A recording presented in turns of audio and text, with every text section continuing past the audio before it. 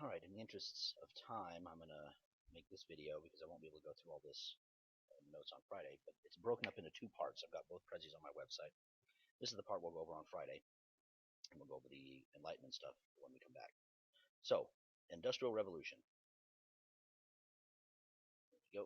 You might want to set your notes up this way because this is how the notes are structured for me.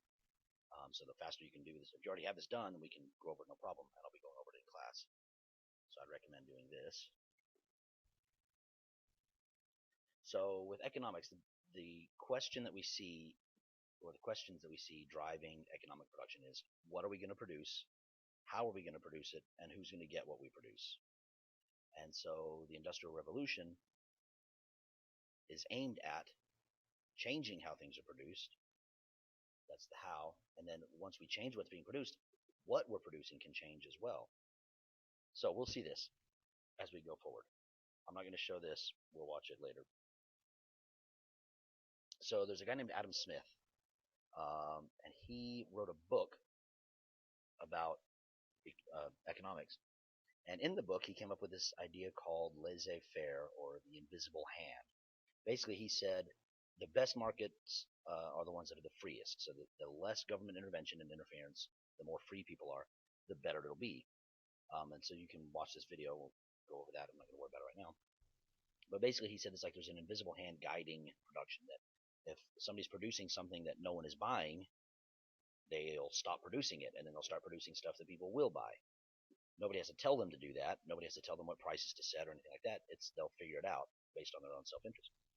Now, Karl Marx felt like capitalism oppressed workers and said that the workers were being exploited by the upper classes, and he envisioned a society in which there was no class, a classless society, where the workers would overthrow the owners, the capitalists, the wealthy ones, and all the property would be distributed equally, that nobody would have any private property because nobody could accumulate more than someone else and use that to their own advantage. So this is where the basic ideas of communism come from. Skipping that. I'd say watch those. Go to this website and watch them. So why Great Britain? Well, you have a DBQ option that some of you chose of why the Industrial Revolution started, and it really because Great Britain was ready for the changes. They had some transportation networks already in place. They had communication. They were islands. They were small, so it was not as vast. They had the global interests with their colonies. They were strong. If you remember, there's that phrase we kept saying, the sun never sets on the British Empire.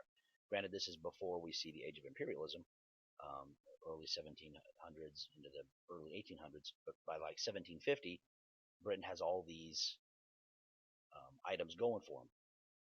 Then we see, as new scientific advances occur, people get better. The Industrial Revolution starts off with water and wind power, but then eventually James Watt is credited with the steam engine and using boiling water to create pressure, which then drives pistons, which will then drive machines like this. So that's a big tank full of water, and you burn wood to get it boiling, and the steam powers the engine. So it started, as I said, with wind and water power, and before steam engines. And then really the steam engine was developed to try to be a way of pumping water out of the mines that they were working in to get coal.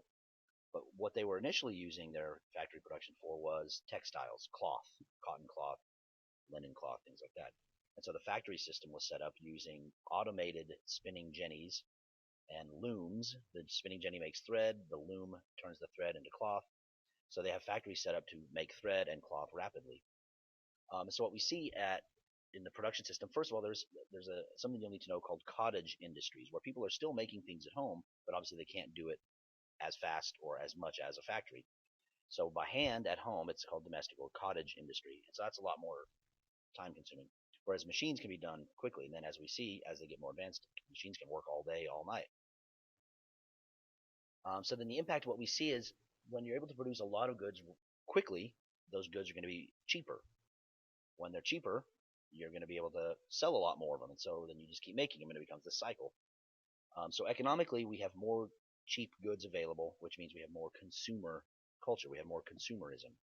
Socially, we see a migration. People move from the city, from the farms into the cities. We also see socially it changes people's lives because used to you work just when the sun is up, but now you can work around the clock with oil or gas lamps, and eventually with electricity. So factories completely changed. Now we're living by the clock rather than living by the light. And then politically, there's some reform movements. There's the conditions in the factories, as you guys will see, and as you've seen in the chapter, were pretty pitiful. Lots of injuries and deaths, people being maimed and hurt, which would obviously affect their economic production because if you can't work, you don't have any income. If you don't have any income, you're out on the street.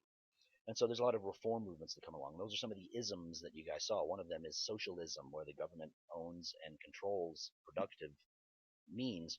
And so they set the hours, they set the wages in the government, and that was aimed at trying to help the workers more. Make sure you look up the Reform Bill of 1832 and some of the other reform movements like the Chartists, people like that. Also, something major during this time period, as I've already mentioned, is Italy and Germany are unified. So we have two actual brand new European countries at this point, which is important, as we've seen later, because Germany becomes really important in the scramble for Africa, the Berlin Conference. And then later on, obviously, Germany is important because World War I, the balance of power was upset after Germany was unified. And so the other nations started kind of getting nervous. So World War I, World War II, well, that's why there's a Germany, is because of this chapter. So I'm not going to go through these. You can pause on your own and you can see those and then look these people up. These are the isms that you should know that I've already talked about in addition to other ones in your chapter. These are the important people that you should know. Then the role of the entrepreneur, the person who's making the risks and opening the factories, the workers who are working the factories, and then the governments. So you know these things. This will be valuable for you.